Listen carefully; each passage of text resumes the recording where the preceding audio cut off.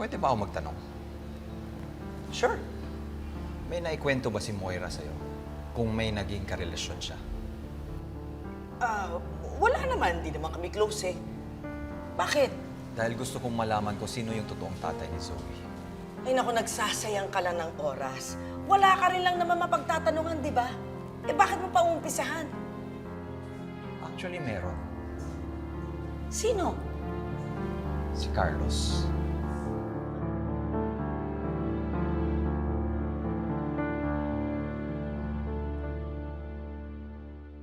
Si Carlos? Bakit ka naman magpapaniwala sa siraulong doktor na yon? Hello? Sino to? Hello, RJ. Ang tanongin mo, kung sino talaga ang totoo mong anak. Hello? Carlos? Ikaw ba yan? RJ, makinig ka. Hindi mo anak si Zoe. Anong sinasabi mo?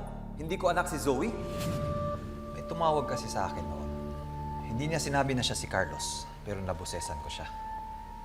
Ang sabi niya, hindi ko daw totoong anak si Zoe.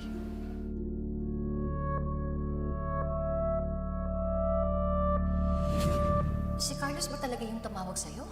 Hindi ko alam, pero kaboses na kaboses niya eh. Eh, teko, si Doc Carlos nga po yan. Ba't niya naman po sasabihin sa inyo na hindi niyo anak si Zoe? RJ, naalala ko nga yan. So, posibleng nagsasabi ng totoo si Carlos? Si Carlos? Eh di ba nga, baliw siya? Walang maniniwala sa kanya. Still, he might know something.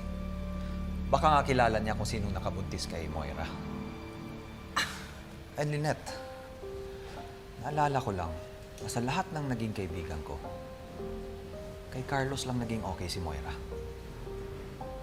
At naalala ko na nilapitan ni Moira si Carlos nung nagkakalabuan kami.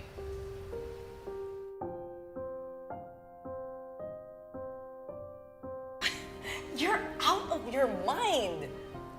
Besides, buhay ng pamangkin ko ang ginugulo nyo. Look, if you want to ask Carlos, go ahead. Yan eh kung pahahanap niyo pa siya. Eh di ba nga, nagtatago siya.